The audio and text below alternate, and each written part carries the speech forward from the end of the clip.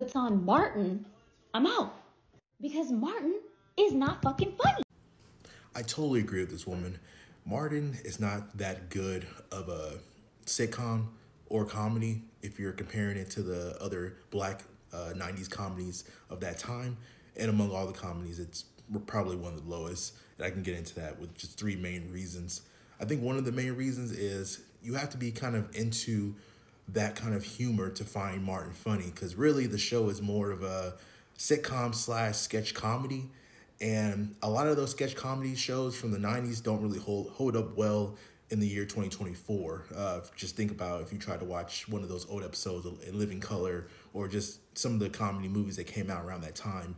It's very just bombastic. It's very loud. It's very physically expressive, and it's funny the first time you see it, but after a while, it just the novelty of it just wears off. And the thing about Martin, like, I can only imagine how much of that show was just really him playing different characters and doing funny things, like, and just ad-libbing. So that kind of covers up the bad writing in the show. So if you think back and try to watch some of those episodes of Martin that you may have liked, really you just might like some of the characters and some of their common catchphrases. And that's really what you're laughing at. But the thing about when you use catchphrases, it kind of hides bad writing. And you'll notice that in a lot of the characters that are really memorable from that show.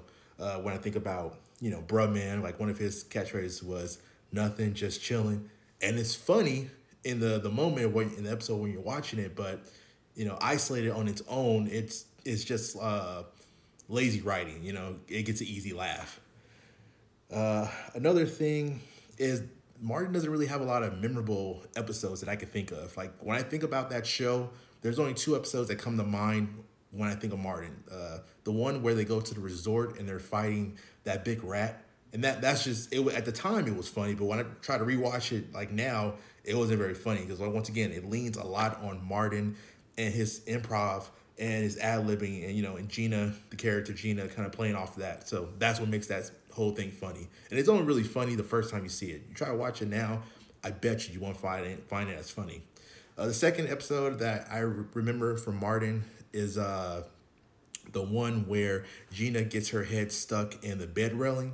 So that was funny because once again, it's leaning on a lot of physical comedy, her head stuck in the bed rail and her moving around. But once again, like that's just covering up bad writing, because what's funny about that scene is really the actress Gina and Martin kind of interacting with each other, trying to navigate that whole like scenario. Because so outside of those, if you put two different actors in that same scene, it probably isn't as funny. So, I mean, honestly, I would say Fresh Prince and Living Singles are the better black comedies from the 90s that hold more rewatchability factor than Martin. It's just they have more memorable episodes. Like Fresh Prince, I can remember the episode of like when his dad came in and he left, and then I remember the episode where he got shot and not Martin, his cousin Carlton got a gun. I remember just a ton of different episodes that were really memorable from that series, especially in Living Singles. That's a funny show now, watching it as an older millennial and just seeing how they were trying to navigate, being 30 back then, and seeing that some of the challenges, that existed back then still exist today. So I feel like those two shows should be held in higher regard than Martin, but for some reason Martin was just more popular. So that's just my thoughts.